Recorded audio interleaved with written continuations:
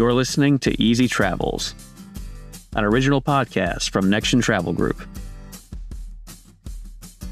Hello, and welcome back to the Easy Travels podcast. My name is Chris. I'm joined, as always, by my esteemed co-host, Coach Martin Mussey. Hey, Chris. Good to be with you again. Here it is, another episode. And we're joined today, I'm thrilled to say, by Elizabeth Caran, who not only is a professional travel advisor with Nexion for how many years, Elizabeth?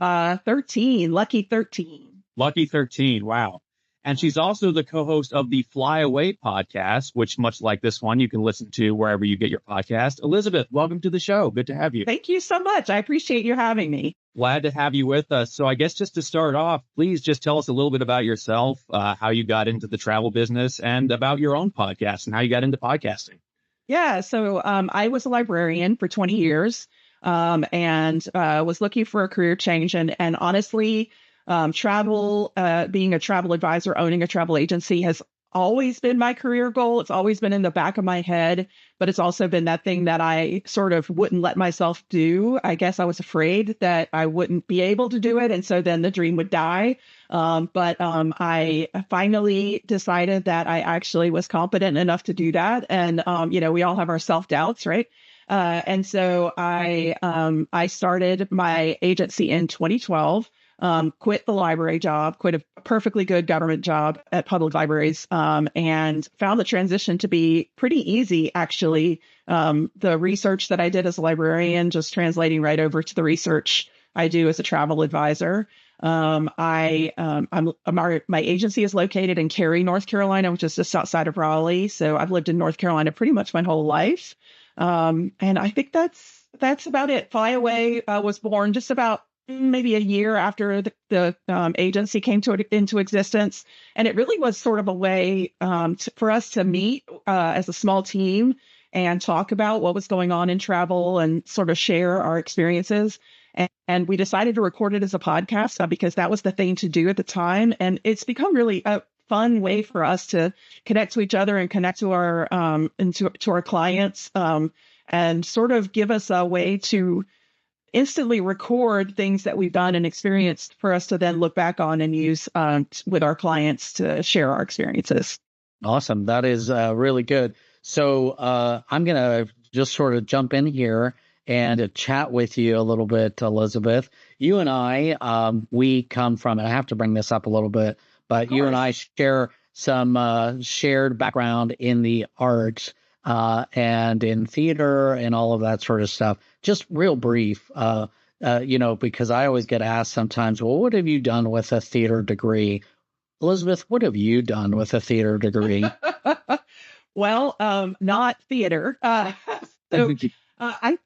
just think the arts in general, and this is probably not said enough, but the arts in general help you cope with day-to-day life. I feel very comfortable with public speaking, where I think a lot of people don't. If you've been on stage in spandex and sequins with tap shoes on, then public speaking is nothing. I mean, yes, I still get nervous, but if you can do that, you can do anything. And I also feel that the teamwork, some people say, oh, you have to be in team sports in order to, really learn how to work together. But I feel like team sports has such a competitive edge to it, even in a team, within a team, whereas theater, if one person messes things up, the whole thing sort of goes downhill. So you really do. I feel like I learned much more about teamwork and working together doing theater than I ever would have learned doing sports. I fully admit that I didn't do sports. I was terrible at them. My athleticism was all in dance. But I feel like I got just as much out of that as I would have out of team sports. So that's where I use it. Improv is also, that's probably where you want to go to. Improvise on the spot it's the best life skill you could possibly have. Yes. So you have created your own perfect segue, and that is about team. Elizabeth, you have a team. Here you are on with us, and I know that it's not just you. It is, you would say, your success is built around, your team as well. Talk a little bit about, your team, how big they are in terms of your agency, and how did you go about building it? Yeah, so we are now 14 strong plus me. So I guess the whole team is 15. I have 10 independent contractors and 4 employees. One of the employees is in a support role. The other 3 do sell travel. And one of the sellers is also my agency manager. She's sort of my right-hand man. Sometimes I call her my mini-me. I'm not sure she appreciates that, but I am tall and she is short. So it works. And the way that I built the team, it was kind of organic and kind of planned. I feel like you always need to have a goal in mind, and I always wanted to have a team, but I didn't want to have one as soon as I had it. However, you put it out to the universe and see what happens. And I was approached by one of my friends who also is a wonderful human being who really wanted to join me as I started my business. And she literally approached me on day one. When can I come work with you? And I was like, wait. I'm not ready. And she just kept poking me.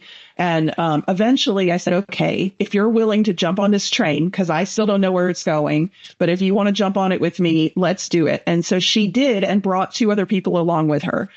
So she found 2 other people who were interested. And she was talking to them about it. They're like, oh, I want to do that too. And so I have, call them my OG, my first 3 agents, all independent contractors, and they're all still with me. It's been 12 years that they've been with me. I had about 6 months on my own before I took them on, contracted with them, and they just started going. I brought them to Connection. They paid their way. Obviously, they're contractors. And they started building their business. And then as we built more of a name for ourselves, people would approach us. Oftentimes they would approach my independent contractors first and, would not come directly to me. And so I almost built in a pre-screen, because they would come to me and say, oh, I talked to this person, but I don't know if you would like them, or I talked to this person and she seems great, or I talked to this person and I don't know, do you want me to just send them directly to Nexion, or do you think that they would be a good fit for Outlander Travel? So we sort of had I sort of built in an HR process that I didn't even mean to. And then as we grew, I realized that independent contractors weren't good for some of the things that I needed done for me. I wanted to be able to have my travel covered. I travel quite a bit. And that's one of the things I love about the job. And I think it makes me a better advisor. And so I needed somebody to cover me in the office when I wasn't there. So I hired a virtual assistant who I eventually brought on as an employee. She started just doing very, very small things for me, managing my inbox, sending out documents, just some general data entry, which was a big thing that I needed help with. And then as we grew as an agency, her position grew. And so in January of 2020, I brought her on as a part-time 20-hour-a-week employee. I was so scared to do that. I was just nervous to take on the responsibility of having someone, reliant on me for income. And of course, then COVID happened. So I cut her hours back and we worked together, but I realized that this is something I can make work even in really bad times. And if I can make it work in really bad times, then I need to make it work in really good times. So by the end of 21, she was a full-time employee. And then we started hiring advisors because there was too much work for her to do and for me to do. And so that's how we built up to a team, an inside team, I call them, of 3 people selling travel and 1 person, support person who does our data entry, documents, a lot of our marketing, that sort of thing. So it does sound like, I just want to make sure for everyone listening that you got to a point where it sounds like 3 of those are employees versus independent contractors, right? Yeah, 4. Yeah. The support person is 2. Gotcha. And sometimes support is something that you can use an independent contractor for, but I really like having somebody in-house to help us. Yeah. So. Yeah. Well, it clarifies the role. You can't, dictate to somebody what to do in their job if they're an independent contractor. So, hey, first off, I just have to say congratulations.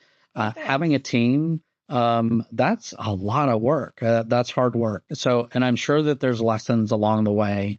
So kind of a question I want to throw to you is, what have been some of those biggest lessons you've learned? Because people who listen to this podcast internally within Nexion, they constantly want to know, what should I be on the lookout for? So what are lessons learned, the good, the bad, and the ugly?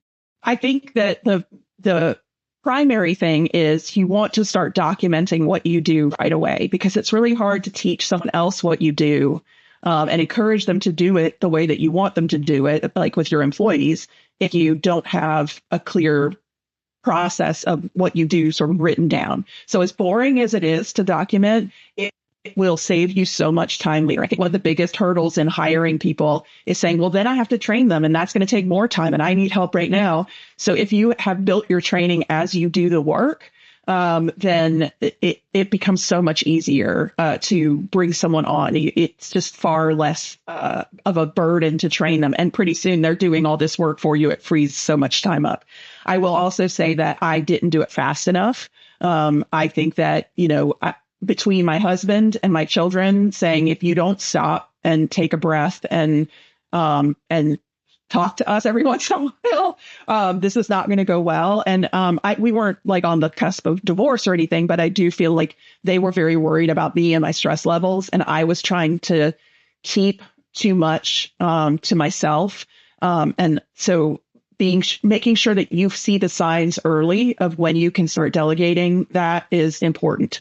I also feel like one of the good things is, and this isn't always true, but if you build it, they will come. I have found that I'm always nervous of, will the income be there to pay people? But the more people you have, if they are actually working and doing, the job, the more money you have to pay them. So I've been able to keep clients and add clients where I would have had to let them go because I couldn't handle all that work.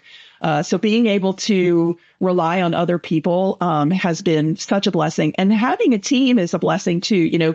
We're part of Nexion, and that is a wonderful organization to be part of. And we definitely use those resources and stay in touch with Nexion. I'm sure you guys can attest that you hear from us plenty. But it's also nice to have a smaller team to talk to on a day-to-day basis. That close circle of the 15 of us, we are not afraid to ask each other the dumb questions and quotes, or, how does this work? Or I know I should know this. You don't have to sort of put it out there to a larger audience and fear the repercussions of what the internet can do and tear you down when you try to ask a question.